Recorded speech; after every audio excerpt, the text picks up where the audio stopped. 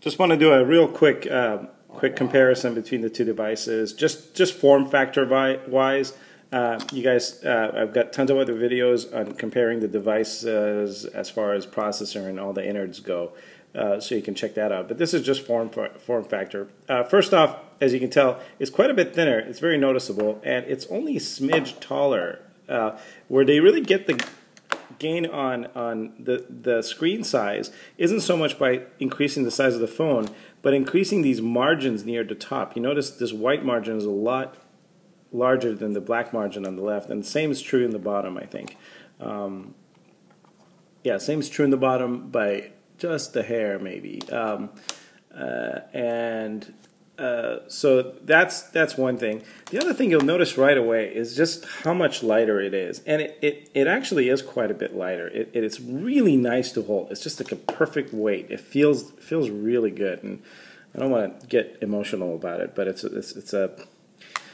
is a pretty nice device. I mean, from a weight standpoint. And then you got this really beautiful matte finish to it. I don't know if you can tell that, but it's just a gorgeous finish, super nice fit to the device itself. It'd be a shame to put a case on this thing, which I'm sure I will very soon.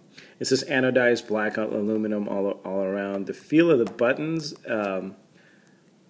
It's a little less tactile, so there's a little less feedback, but it's just perfect amount of feedback still.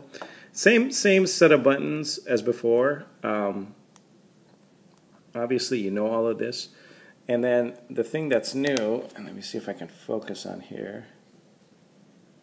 Yeah, you may not be able to see this very well. Let's see.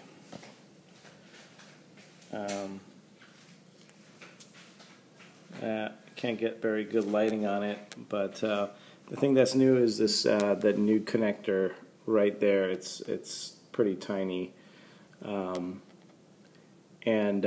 the one other thing that's changed, which you may or may not like, is the headphone jack is now at the bottom of the device.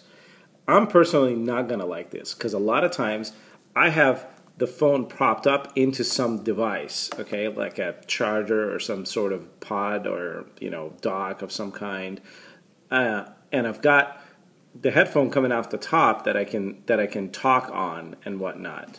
And so now the phone's going to be kind of upside down when I do the talking that I do with my headset. Oh, here we go. Here is a good angle to see it in.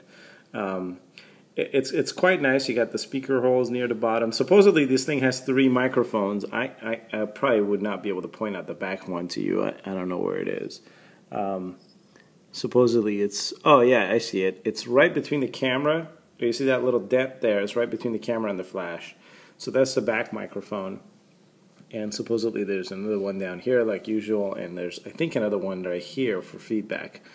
So the device itself, very nicely done, obviously, like everything Apple does these days, and super light and nice, good to the touch, really feels great. And the touch capacitive display hasn't changed much to the feel. I understand it's a completely different technology, but very cool stuff. Rounded corners,